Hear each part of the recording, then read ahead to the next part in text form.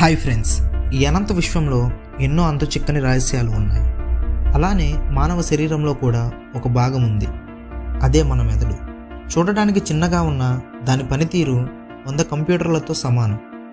ఇప్పుడు మనం కనిపెడుతున్న ఈ అద్భుతాలన్నీ ఈ చిన్ని మెదడుకు వచ్చిన ఆలోచనల వల్లే. అసలు మన మెదడు ఎలా పనిచేస్తుందో ఈ వీడియోలో తెలుసుకుందాం. ఈ వీడియోకి ఒక లైక్ చేసి మన ఛానల్ని సబ్స్క్రైబ్ చేసుకోండి. మన మెదడులో 3 భాగాలు ఉంటాయి: సెరిబ్రమ్, సెరిబెల్లం, మెడుల్లా ఆబ్లాంగేటా.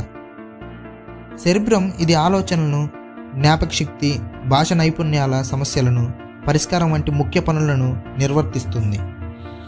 సెరిబెల్లం ఇది శరీరానికి సమతుల్యం, క్రమబద్ధమైన కదలికలను నియంత్రిస్తుంది. మెడుల్లా ఆబ్లాంగేటా ఇది గుండె కొట్టుకోవడం, శ్వాస విధానం వంటి ప్రథమ శరీర క్రియలను నియంత్రిస్తుంది. మన శరీరంలోని నాడీ వ్యవస్థ మెదడుతో అనుసంధానమై ఉంటుంది. ఈ వ్యవస్థ ద్వారానే అన్నీ జరుగుతుంటాయి. నరాల ద్వారా సంకేతాలు మెదడుకు చేరుతాయి.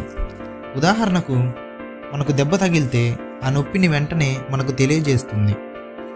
మెదడులోని హిప్పోకాంపస్ భాగంలో జ్ఞాపకాలను నిల్వ చేస్తుంది. ఈ భాగం మన గత అనుభవాలను గుర్తించడంలో సహాయపడుతుంది.